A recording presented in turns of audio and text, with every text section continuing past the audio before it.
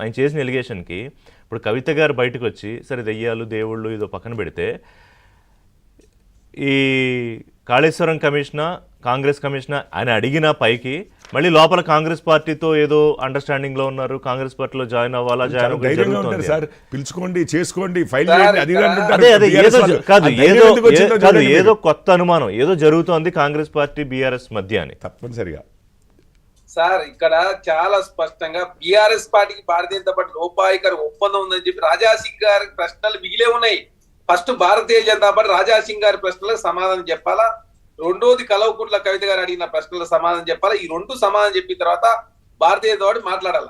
ఎందుకంటే కాళేశ్వరం ఏటీఎం అని చెప్పింది మీ ప్రధానమంత్రి గారు, మీ అమిత్ షా గారు చెప్పారు, మీ ఈటల రాజేంద్ర గారేమో సిబిఐని రానియమో కేసీఆర్ గారి పాలసీ మా పాలసీ అంటున్నారు కానీ ఎక్కడన్నా ఒక్క కేసు ఫైల్ చేయండి అయ్యా.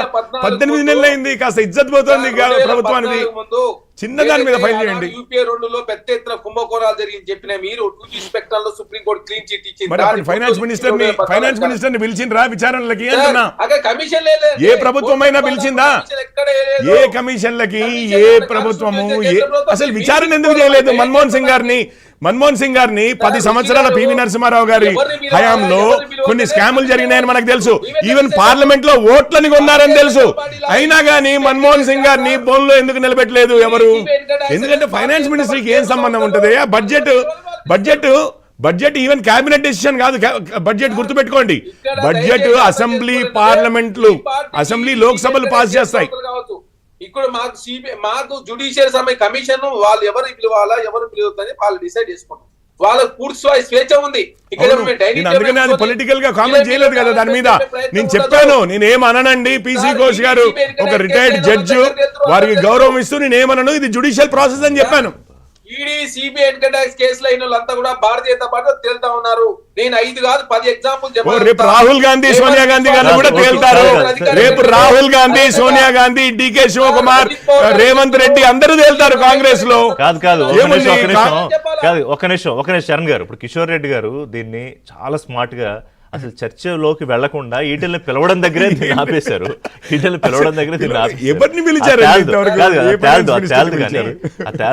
తేలేదు కాదు. కానీ ఇప్పుడు నా పాయింట్ ఏంటంటే, సరే ఇవాళ హరీష్ రావు గారు పవర్ పాయింట్ ప్రెజెంటేషన్ ఇస్తారు. చరణ్ గారు ఒక్క నిమిషం ఆగండి, మన రాకేష్ గారు చెప్తారు దీనికి.